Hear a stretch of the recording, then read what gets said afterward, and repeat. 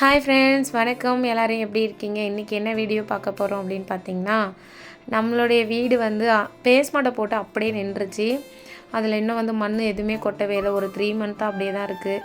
ஏன்னா கையில் அமௌண்ட் எதுவுமே இல்லாதனால அப்படியே ஸ்டாப் பண்ணி போட்டாச்சு. இப்போ பார்த்தீங்க அப்படின்னா, நம்ம இந்த உரக்குழி போடுறதுக்கு ரெடி பண்ணிகிட்ருக்கோம். ஏன்னா அதில் இருக்கிற மண்ணெல்லாம் எடுத்து கொஞ்சம் போட்டுக்கலாம், அதுக்கப்புறம் மண் வர வச்சு உள்ளே கொட்டிக்கலாம் அப்படிங்கிற மாதிரி அதெல்லாம் எடுத்துகிட்ருக்கோம். இது பார்த்திங்கன்னா எங்கள் மாமியார் இருந்த வீடு தான் இது. இந்த வீட்டையும் சுவரெல்லாம் இடிக்க போகிறோம். ஏன்னா இதை இடித்தா தான் வந்து அங்கே நின்று வேலை பார்க்க முடியும் அப்படின்னு சொல்லி கொத்தனார் சொல்லிட்டாங்க. அதனால் மாமியார் வந்து இப்போ எங்கள் கூட வந்துட்டாங்க. வீட்டெல்லாம் ஃபுல்லாக இடிக்கிறதுக்கு அந்த ஆலாப்ளாக் இருக்கும், அதுக்கு இந்தாண்ட இந்த மண் சுவர் ஃபுல்லாக இடிச்சிருவோம். காலையில் பார்த்திங்கன்னா ஒரு 9 ஆள் வந்திருந்தாங்க வேலைக்கு. அவங்களுக்கெல்லாம் காலையில் டிஃபன் வாங்கி தரணும் அப்படின்னு சொல்லிட்டாங்க. சரி கடையில் வாங்க போனால் அதிகமாக காசு போகுன்ட்டு மாவு அரைச்சி வச்சுருந்தேன். அதனால் வந்து நானே இட்லி சுட்டுறேன் அப்படின்னு சொல்லிட்டு சுட ஆரம்பிச்சிட்டேன். இந்த சிப்பு தட்டு பார்த்திங்கன்னா இது பேர் சிப்பு தட்டு. இதை வச்சு தான் வந்து அப்போல்லாம் வந்து பார்த்திங்கன்னா எல்லாருமே வந்து சாப்பாடு மூடி வைக்கிறது, சாம்பார்லாம் சூடாக மூடி வைக்கிறது. ஏன்னா அது மாதிரி மூடி வைக்கும்போது அந்த வேர்வை தண்ணி மாதிரி வடியும்ல சூடாக வைக்கும்போது மேலே இருக்க பாத்திரத்தில், அது மாதிரிலாம் எதுவுமே வடியாமல் இருக்கும். அதனால தான் இந்த போட்டு மூடி வைப்பாங்க அப்போல்லாம். நான் அதுக்கப்புறம் இட்லி ஊற்றிட்டு சட்னி சாம்பார் எல்லாமே வச்சு முடிச்சிட்டேன். எல்லாருக்கும் சாப்பாடும் போட்டு கொடுத்துட்டு காலையில் பாப்பாவுக்கும் ஸ்கூலுக்கு அட்மிஷன் போடணும் அப்படின்னு சொல்லிட்டாங்க இன்றைக்கி. சரி ஓகே, இங்கே எல்லா வேலையும் முடிச்சுட்டு நம்ம கிளம்பி போகலாம் அப்படின்னு சொல்லிட்டு அதுக்குமே ரெடியாக ஆரம்பிச்சிட்டோம். பார்த்திங்க அப்படின்னா நமக்கு எப்போல்லாம் இது மாதிரி வீட்டில் வேலை இருக்கோ அப்போ தான் ரொம்ப நிறைய வேலை இருக்கப்போ தான் வெளியிலையும் ஏதாவது வேலை அதிகமாக வரும். நானும் எங்கே தான் ஓடுறது எங்கே தான் ஓடிறது அப்படிங்கிற மாதிரியே தெரியாத அளவுக்கு தான் நமக்கு வேலை இருந்துகிட்டே இருக்குது. என்ன பண்ணுறதுனே தெரியல.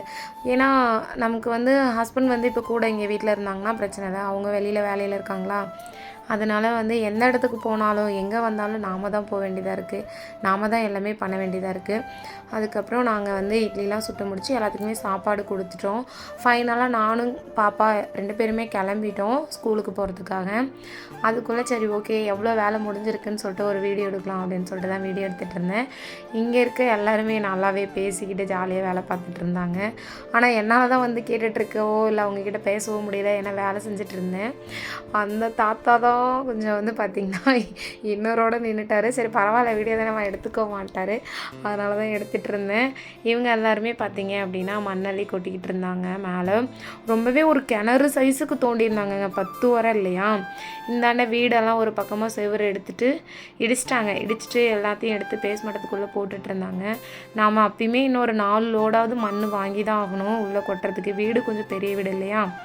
பாப்பாவுக்கு அட்மிஷன் போடும்போது 2 ஃபோட்டோ வேணும், ப்ளட் டெஸ்ட்லாம் வேணும்னு சொல்லிட்டாங்க. என்ன குரூப்பு, ப்ளட் குரூப்பு அதெல்லாம் கேட்டாங்க. அப்புறம் அதையுமே நாங்கள்லாம் போய் எடுத்துகிட்டு பாப்பாவுக்கு போய்ட்டு ஸ்கூலில் அட்மிஷன் போட்டு நாங்கள் அதுக்கப்புறம் வீட்டுக்கு வந்துட்டோம். அங்கே விலாக்லாம் எதுவுமே என்னால் எடுக்க முடியல.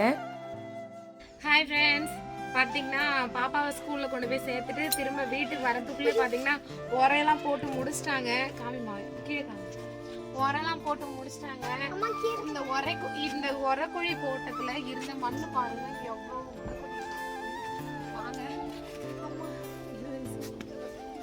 எங்க அம்மா ஏறலாம் முடியாது. இது பாருங்க, ஒரு 10 உரை போட்டோம் நாங்கள்.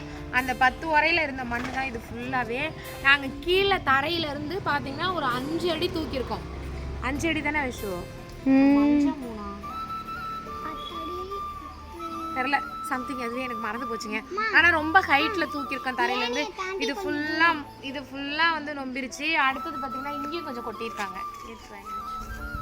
ஏன்னா இந்த மண்ணை திரும்ப அதுக்கப்புறம் நம்ம வீடுலாம் கட்டி முடிச்சுட்டு போடுறப்ப வந்து பார்த்திங்கன்னா அந்த மண் ஃபுல்லாக வேஸ்ட்டு தான். இங்கே எங்கேயாவது கொட்டுற மாதிரி இருக்கும், இல்லை யாரையும் அள்ளிட்டு போக சொல்கிற மாதிரி இருக்கும். ஆனால் நாங்கள் என்ன பிளான் பண்ணோம்னா, சரி உரையை போட்டோம்னா அதில் இருக்க மண்ணை ஃபுல்லாக இதில் கொட்டிக்கலாம்ல, நமக்கு கொஞ்சம் மண் வாங்குகிற செலவும் கொஞ்சம் கம்மியாகும். அப்படியே இங்கேயும் இதுலேயும் கொஞ்சம் கொட்டியாச்சு. இந்த கல்லுலாம் கடந்ததெல்லாம் அப்படியே கொஞ்சம் கொஞ்சம் பொறுக்கி போட்டிருக்கோம். மண் தான் கிடைக்கல, என்ன பண்ணுறதுன்னு தெரியல. மண்ணுக்கு வந்து சொல்லியிருக்கோம். இது வந்து பார்த்திங்கன்னா எங்கள் மாமியார் குடியிருந்த வீடு தான். இதை ஃபுல்லாகவே பாருங்கள், அந்த மண்ணெல்லாம் அந்த ஃபஸ்ட்டு பக்கம் இருந்த செவரு ஃபுல்லு மண்ணெல்லாம் இடித்து இதில் போட்டுட்டாங்க. இன்னும் 2 பக்கமும் மண் இருக்குது. அந்த செவரெல்லாம் வந்து இடித்து நாளைக்கு தான் போடுவாங்க. ஏன்னா டைம் ஆகிடுச்சு இல்லையா, வெயில் நேரத்தில் அவங்களும் எவ்வளோ நேரம் வேலை பார்த்துட்ருப்பாங்க. அதுக்கப்புறம் கலைஞ்சு போயிட்டாங்க. தானியாவும் அந்தாண்ட நிற்கிறது அண்ணன் பொண்ணு. இவங்க 2 பேரும் நல்லா விளாண்டுட்டு இருந்தாங்க. பக்கத்து வீட்டு குட்டி பையன். இவங்களுக்குலாம் வந்து ஜாலியாக இருந்துச்சு மண் கொட்டினதும். இன்னும் நிறையா ஃபுல்லாக மண் கொட்டிட்டா எல்லாம் ஜாலியாக விளாடுவாங்க போல். ரொம்ப ஹாப்பியாக விளாண்டுட்டு இருந்தாங்க. என்னுடைய சேனல் பிடிச்சிருந்துன்னா சப்ஸ்கிரைப் பண்ணுங்கள், லைக் பண்ணுங்கள், கமெண்ட் பண்ணுங்கள்.